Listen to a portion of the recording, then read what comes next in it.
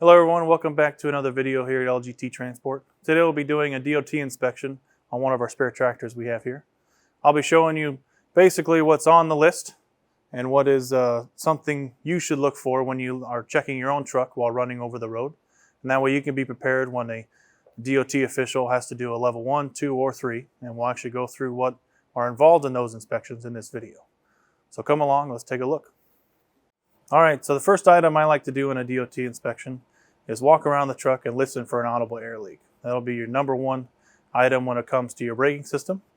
First stop I usually do is underneath the hood. We've already lifted this hood, but you can see there's a grouping of air lines that obviously run into your service brake pedal right here at the frame, at the firewall. So you want to check here. Your big point will be your exhaust valve. You've got a flap here, and it's always nice to probably clean that out. Sometimes you can take some brake clean in a rag, just clean up around it. Is it necessary? No, but it always helps operation. So that's the first place. You can also just get your ear next to the truck so you can listen. There's a couple ABS modulators under the front bumper. They have a tendency to leak on our truck, so we like to make sure that those are good to go. And then the other thing, you have air lines running really behind this frame rail. And so if you hear anything leaking behind there, you can obviously pay attention to that.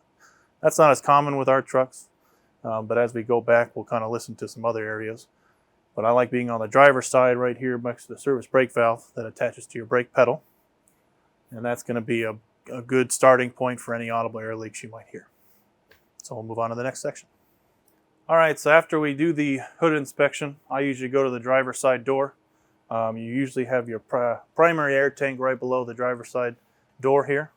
Obviously, you want to make sure that there's no leaks from the tank. That'll be your number one source of air when it comes to driving down the road in terms of service brakes. So the other thing you can check while you're here is if you bend down low, you can put your ear right underneath the cab of the truck. There's a transmission right behind there, and one of the common air leaks we have is the air line going to the shifting mechanism on the transmission itself. And so we want to make sure that that's not leaking. It's usually a green air line is most common, and that will cause your airbags to drop down over time. And it will bleed your primary and secondary tanks. So, and then we'll move on down this side of the truck. All right, so when you get to the rear drive axles of your truck, this is going to be your main source for any air leaks. So number one thing you want to look for are be your air lines, which we'll get to in just a second. But we're going to kind of follow the frame around the back here and see what we can turn up. Now, right now I don't hear anything at the moment. We'll see if anything comes up as we do our inspection. One thing that you can see right off the bat is we have our fifth wheel slide coil air line right here. You can always check, make sure that that's good to go. I don't hear any audible air leaks. And if you'd have to look underneath there, but I can tell you that that is locked in. So there is no air leak on that part. While you're here, you can also check your drive tires for any air leaks. I don't hear anything. We will probably do a pressure check on them just to make sure they're where they need to be. But an audible air leaks what we're searching for right now. So you move from basically the front driver's side of the frame in front of the drive axles. You move along the drive axles and you're listening for anything all the way till you get back here. This will be your easiest viewpoint of any air leaks because you can look right down in the frame on the rear drive axle. And of course you got two airbags. You've got two brake cans that are invisible right in front of you there. And your leveling valve. And from there you want to make sure that all those are supporting what they need to support. One good thing you can always tell if you have an air leak is over time if your airbags drop, obviously you've got a secondary leak somewhere, right? For right now I don't hear any audible air leaks. The leveling valve is level. Everything seems to be okay. You can also look on the airbags for any weather cracking. Airlines, obviously you're checking for any sort of seep out of the connector or any rub spots on those airlines as well. As long as everything checks out, which honestly everything seems to be checking out right now, then we're going to flow our way around to the passenger side. All right, so we did the driver's side in terms of audible air leaks. Now we're on the passenger side. We already covered what's in the frame rail. Now basically you're just going to check the drive axle tires on the rear, passenger side, and of course on the front. And then from the front axle you can actually get a good audible look into the airbags and the brake cans on the front axle. You can do this on both sides, whereas on the rear axle, obviously from the frame on the rear of the truck, it's easiest to see and hear. So Once that's done, you basically, all you have left is your air lines. When you get up here, you can take a look at your Gladhand seals, and I can already tell you we need one that needs replaced. You can also verify that there's no rub spots in your lines, and there's no cuts or abrasions. You want to make sure that most of these have some sort of braiding inside that you want to make sure is not visible. And you can have two style hoses. This is a good example of what you got here. You've got a coiled hose, and then you've got a rubber hose which bends, right? So either one is acceptable. They're both DOT certified when it comes to airlines. I will say that I think that these ones work a little better. They're a little bit tougher than that these ones are. These ones have a bigger tendency to dry rot. But I'll show you the Gladhand seal here momentarily, and we'll get that replaced. All right, so here's our airline. As you can see, this top part here is bent in. Now, if you're on the road and you're having trouble, the best thing to do is probably try and get the rest of that rubber piece to come out, which is what we'll be working on. I usually use a flathead screwdriver. You're just trying to get the rest of that rubber piece to pop out. And this, you could probably make do with this Gladhand seal. It doesn't look that bad. I'm going to pop a new one in there because I cut it a little bit just using the screwdriver, right? And do that, you just pop it out like that. Then you get your new one, and you can see the shape of it. You've got a little crease in there that fits in your Gladhand seal here. Sometimes some W40 might make this a little bit easier, and we'll see if we can focus in on that a little bit, but you can see the gap. You're basically just going to push in around the sides until it pops in, like so. There's your new Gladhand seal. Easy peasy. And that should eliminate any leaks if that was probably leaking before, is my guess. But you can also see it's pretty dirty, so I might get some brake clean and clean that up a little bit. All right, so on the passenger side of the cab, you do have a nice little brake on this truck in terms of space. That's so you can actually get underneath the truck. That'll be helpful whenever we get underneath there. I'll usually get on a creeper and just go along the drive line to make sure that none of the air lines in the frame rail will be leaking. But it's also a good spot. You can bend down, put your ear underneath the cab, and see if there are any air leaks that you can hear. I don't hear anybody right now, so then we'll move on. We have steer tires. You want to make sure those aren't leaking. I don't hear any leaks at the moment. We'll get into the condition of the tires here in a little bit as another section of this video. But the airline that we'll bring up is going to be on the front of the motor. It's actually going to go to your engine fan clutch, and I believe it uses that to engage the clutch and turn on the engine fan.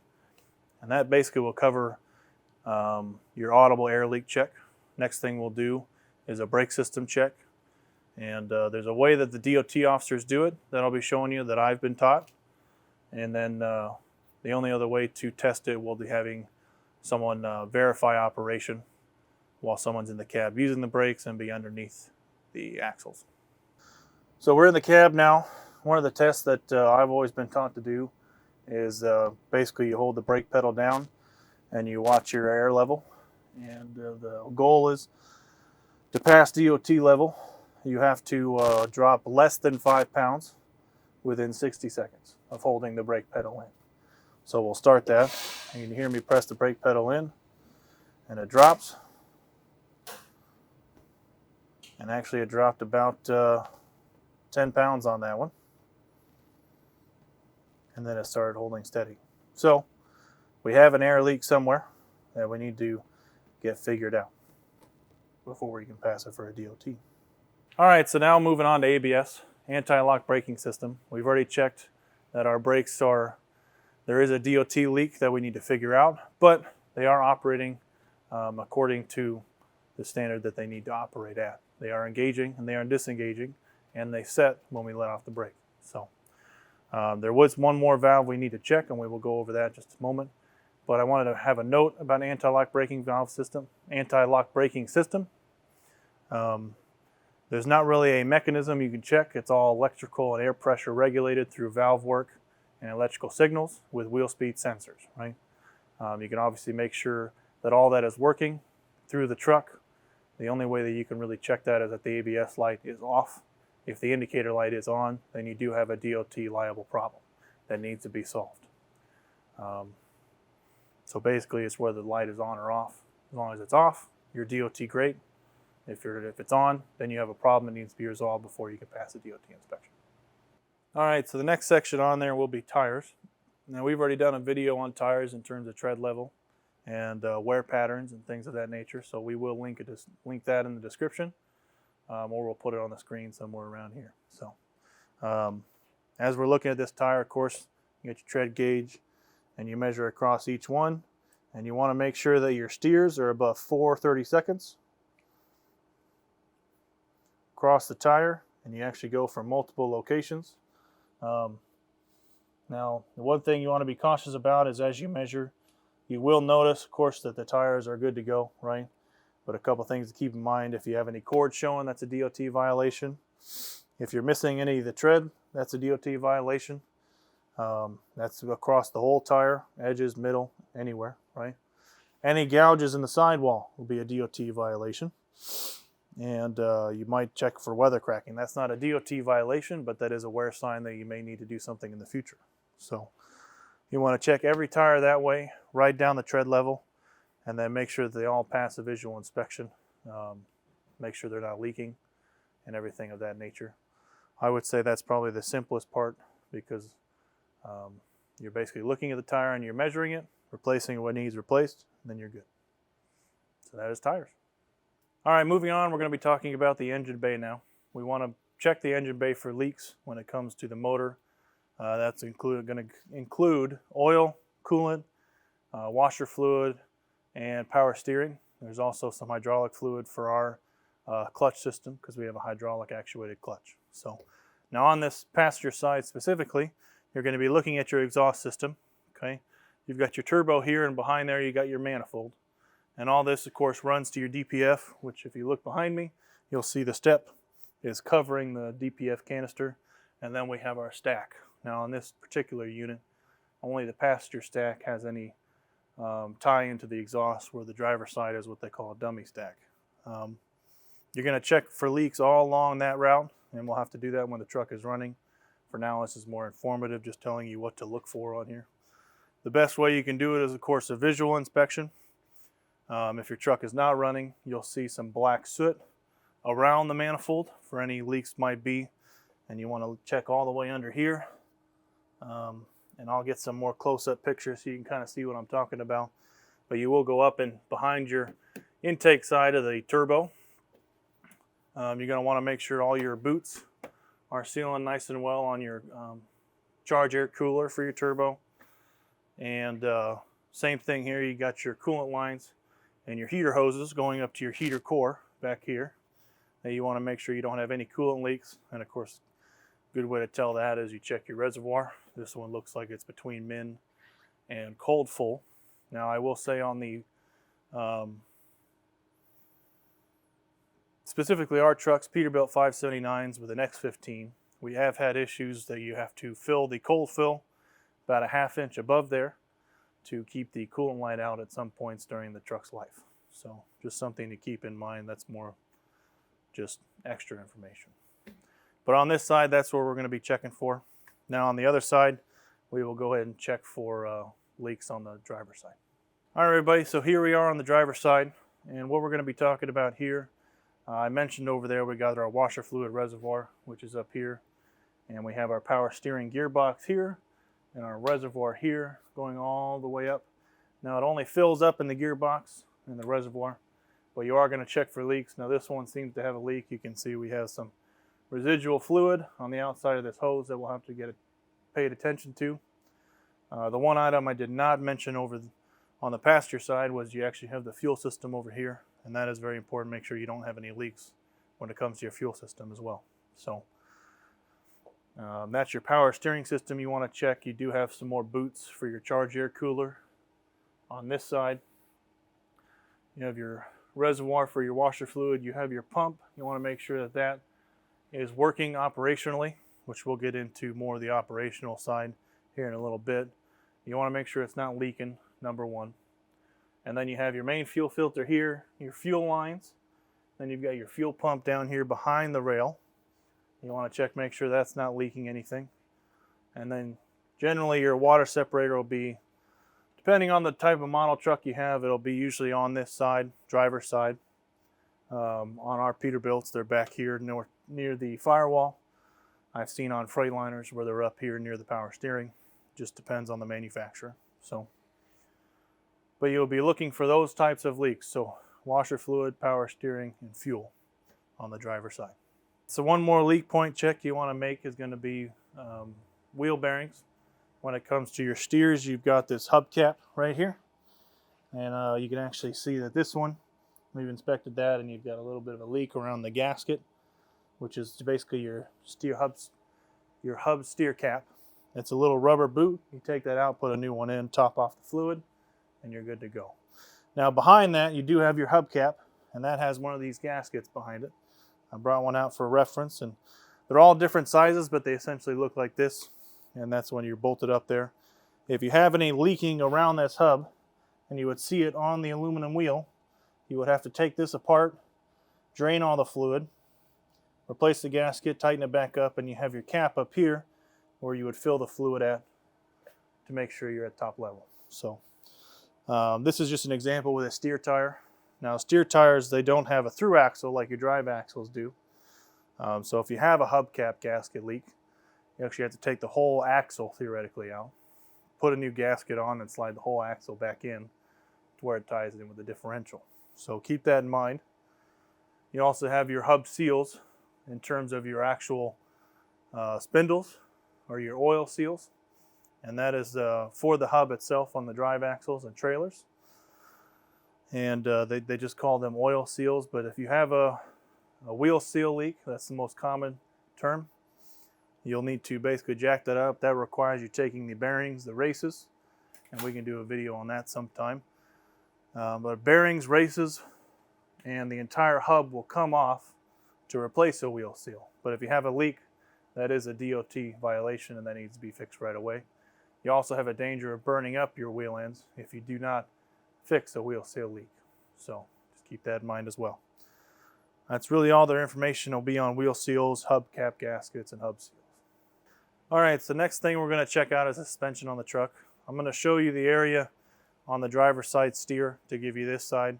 It is identical on the other side. The only thing that will vary is the pitman arm and drag link. So you've got your pitman arm here and your drag link here. Your pitman arm goes into your steering gearbox. Of course, the steering gearbox goes into your steering shaft, which will attach through the firewall into your wheel assembly in the truck. One thing you want to make sure of here is that you have no play between these two U-joints here and these U-joints here. And you also want to make sure they're freshly greased whenever you do a grease job. Now your pitman arm goes directly into your steering gearbox, and that attaches to your drag link, which then attaches into your kingpins here. And of course your kingpins are attached into your tie rod arms. This theoretically gives you your steering capabilities by turning this tire, and by turning this tire, you're turning that tire. So it's sort of a consecutive system, so to speak. In this case, you want to make sure that all your connections are tight. There's no leaking around the seal of the pitman arm. You do grease all your, I believe they would be called ball joints in this case, or at least that's what I'm going to reference them as. But they are greasable joints that you want to make sure are greased during your grease cycles. But you want to make sure that there's no play between this joint here and here, this joint here and here, this joint in the kingpin, and then the joint for your tie rod end. And you can do that by grabbing a hold of both sides and just shaking it around. If you feel any play, might be time to get it replaced. Generally, you're just making sure that it's of sound nature. If you do have too much play, you could get into a DOT violation of that note. Okay. One of the major things you want to check will be part of the suspension here, which is your front leaf spring and your U-joints. So you have your leaf spring here, which is essentially a spring, a mechanical spring. Tied into, you have a leaf spring pin, one in the front and two in the back, and they go through your U-joint clamp that attaches to your front steer axle. A lot of people say a trick to anything that has too much play in it when it comes to tight quarters is you'll see rust or discoloration around where that particular, like say, let's use an example. This U-joint nut, if it were to loosen or back up enough or back off any, you would see rust around that spot from that movement of the nut because it's such under tight compression or tight torque that when it loosens up, it's going to create a rust in between that and the surface metal of the component it attaches to. So if you see that, you obviously have a loose component somewhere and that needs to be addressed. You can also collect your torque specs from the manufacturer. This one's a Hendrickson front axle. So I believe these ones, if I'm not mistaken, are 350. And then the through axle bolts I know for a fact are 420. And that's, I think, plus or minus a certain number of foot-pounds, if I remember correctly. So, but you will want to confirm that with the manufacturer of the leaf spring. Make sure that those torques are correct and follow along with that. So that'll wrap up the suspension and the steering mechanism on this driver's side. There is no steering mechanism on the passenger side, but there is the suspension and the tie rod end that you can keep check on that side. We will move to the drive axles next to talk about the suspension there. All right, so on the drive axles here, what we're going to be looking at is actually another spring. It's a little bit different type of spring. I don't have the technical term in my head right now, but it is this right here, and that goes all the way back to this axle, and you have an identical one on the front axle. Okay. Basically, you've got a bushing here, you've got a bushing here, and you've got a bushing down here. And so what you have is you have a spring here, you got another piece of the spring here, and it ties into this torque rod arm through bushings in that torque rod arm right there. You want to make sure there's not excessive play or excessive gap in the bushing here. It's a little bit harder to see because it's a little bit dirty, but you do have a good view of a bushing here, and there's not a big gap or anything like that. There's not a lot of play, and so that's what we want to see. You can also just make sure there's no obvious signs of a nut backing out anywhere here. And then to add to that, because we have a good view of a shock here, you got your shock support. Now, shocks are generally not determined to be DOT violations unless they are indeed leaking fluid, if they're oil-based, onto the ground. You can get a gas-based shock, but when it comes to gas-based shocks, you don't know if they're bad or not unless you take the shock off and actually push down on it. But if you ever are dealing with a drive axle spring setup, you want to make sure that all your bushings are intact. There's no excessive gap or excessive play, because that could turn into a DOT violation as well. So now let's talk about how the fifth wheel attaches to the sliding fifth wheel slide itself. You have what they call legs that determine the height of the fifth wheel, and where they attach you have a bushing with a pin, and that's locked in with a simple nut and bolt. But you want to make sure that you don't have too much play here where it sits. You've got a half moon, and I can't necessarily show you. I'll see if I can get a little breakdown of it, but you want to make sure there's not too much play up and down. That's not too bad, but there is some play, so we'll need to make sure that that is still within the specs according to the manufacturer. On top of that, this is an aluminum plate or aluminum fifth wheel, so it is lighter weight, but they do come with a Teflon pad, whereas steel you can grease. Now obviously, what I usually tell people is you can't avoid grease all the time. You can see there's grease all over the top of this because trailers sometimes get grease on them because not every truck has an aluminum fifth wheel. So grease is not going to hurt this style fifth wheel, but you do have a Teflon pad that can get hurt. And you want to make sure those Teflon pads are free from damage. And to be honest, this one actually has a little bit of damage on this side. You can't really see it on this side, but you can really see it over here. You can tell by the circles. I believe with how this is manufactured, once you see the circles, you've reached too low of a plane for this to operate properly. And we will most likely get that side changed out. It is a two-piece system, so I can leave this piece alone, but this also has some damage to it. So that one will need changed out as well. I can actually get my screwdriver underneath the Teflon, and that's not good. So we'll get this changed out with new Teflon pieces, and she'll be ready to go after that. But I will refer you all to make sure that you are checking your manufacturer's guidelines for your specific fifth wheel. This one is our fifth wheel that we use, and we follow the manufacturer's guidelines to create that inspection that we do during a DOT. So now we're going to be looking at the fifth wheel. What we're going to be testing is the spring action on the actuator for the fifth wheel slide specifically. This usually requires 2 people, but 1 person can do it. You basically have to hit the switch in the cab, go back to the fifth wheel, make sure that the air valve or air chamber compresses the spring and unlocks the fifth wheel slide. And then you have to go hit the button again to make sure that it locks back in place. This is a simple test you do, and you just make sure that everything goes according to plan. If it feels like it's getting kind of stuck, you can use what they call inner slide lube to spray in the crevices where the fork will engage and free that up. And looks like on this one it looks all good to go. Alright, so one of the last steps you're going to do is actually test all the lights. And what I'm going to do is I'm actually going to kick off. I've got the test running right now, but each truck has a function where there's a button that should do what they call an exit light test. And it should be, in our Peterbilts, it's right by the ignition panel. And it's a little light bulb with a icon of a check in the light bulb, right? So I'm going to go click that off, click it back on again, and then we'll go through this front end and we'll take a look at all the lights and what's having problems. All right, so as you can see, you got your low beams on. Both sides seem to be working. The one thing we don't see, and there's the high beams that come on right there. Once the high beams go out, you can see that our amber lights are all solid power. So we have power to our amber lights, but I should be getting flashes out of both the driver's side and the passenger side, and I do not have the driver's side, but I have the passenger side. So that seems to be working there. So I got to figure out what's going on there. Might be a fuse or something like that for the turn signal.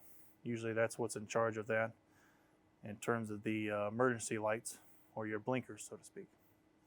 But now we'll go to the back and we'll show you what's going on back there. All right, we're at the back of the truck now, and as you can see, our passenger side tail light is out. One thing we will have to check will be the reverse lamp, which I'll go up and kick into gear. See if I can get that to come on. But it's not flashing and it's not powering on at all, so I have a problem there. Good thing is, of course, the driver's side's working, and the 2 sleeper lights seem to be coming on when they have the switch on. So that is good there. All right, so one of the last tests will be the windshield. Generally, this is the last operational test that you have. First thing you want to make sure is you visually inspect the windshield. You make sure you don't see any chips, any cracks. Now, they're very specific when it comes to what disqualifies a windshield as DOT legal and what does. I do want to make sure I tell you the right specific DOT law when it comes to that. So probably what I'll do is I'll put it up on the screen now so you can kind of see what it is. But the general rule of thumb I've always heard is if it touches the windshield wipers, it is a DOT violation. The other, of course, vague rule, I guess, or vague guideline to follow would be is if it's in your view as the driver, not the passenger side, but the driver's side.